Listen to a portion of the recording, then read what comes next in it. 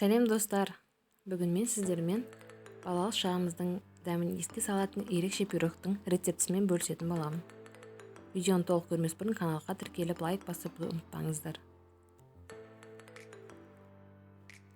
Бұл өте қарапайым заттармен дайындалады. Таңғы асқа, кез келген уақытта шаймен ішкенге өте керемет болады.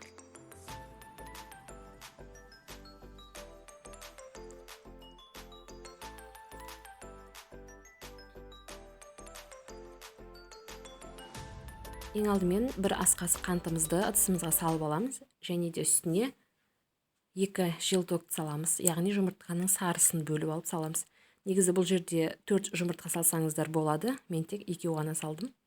Және де сұйық май мен сүтімізді саламыз, араластырамыз.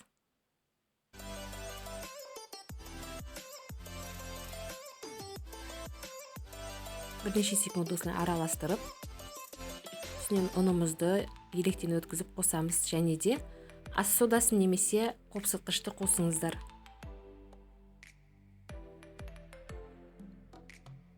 Видеодағыдай електен өткізе отырып, бөліп ұнымызды салып араластырып отырамыз.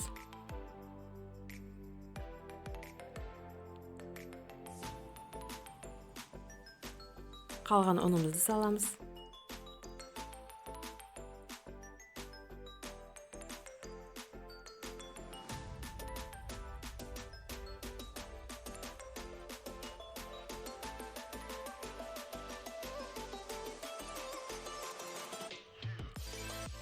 Екінші ыдысымызға жаңа жұмыртқаның ақуызын саламыз және аздап тұз саламыз. Екеуін жақсылап көпіргенше миксерлейміз.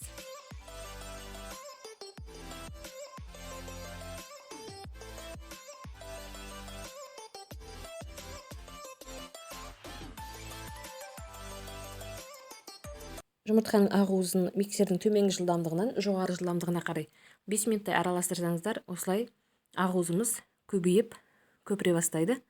Осы орайда 60 грамм қантымызды 2-ге бөліп салып миксерлеп отырамыз.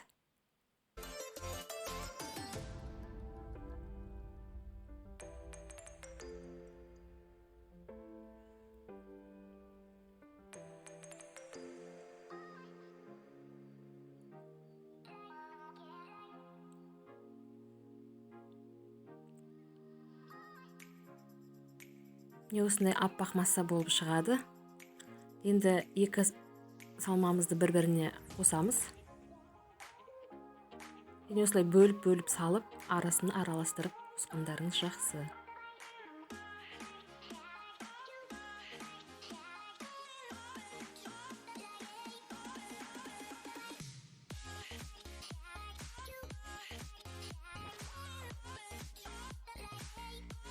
Барлығын араластырып салды, осындай қоймалжың масса шығады. Енді пергамент қағазын табамызға төсеп, бетіне салмамызды құямыз.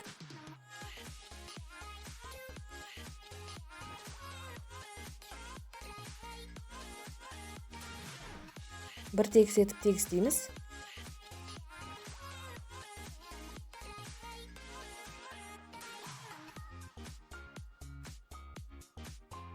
Міне дайын болды. Енді 170 градусқа 20-30 минутқа пешке салып аламыз.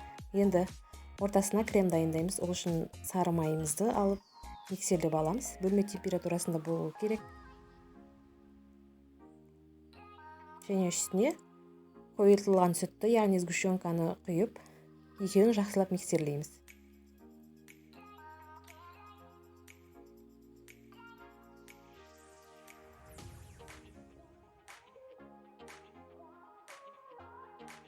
Мендегі сары май қолдың сары майы. Сіздер магазиннен алған болсаңыздар, 70% жоғары болғаны жақсы. Міне біздің пирогымыз пісті. Енді осыны теріс қаратып, пергамент қағазын шешіп аламыз.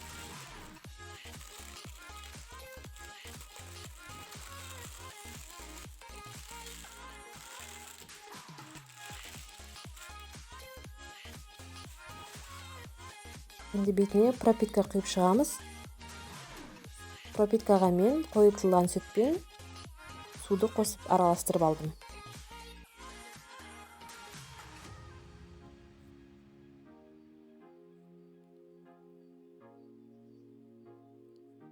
Және дайын болған кремімізді бетіне осылай жағып шығамыз да өз қалауымызша әрлейміз.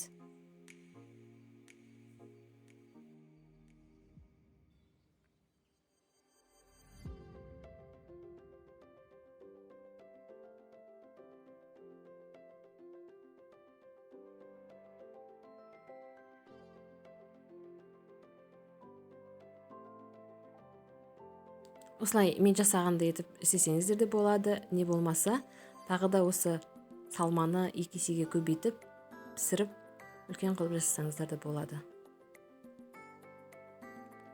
Бетін өз қалауыңызша әрлесеңіздер болады.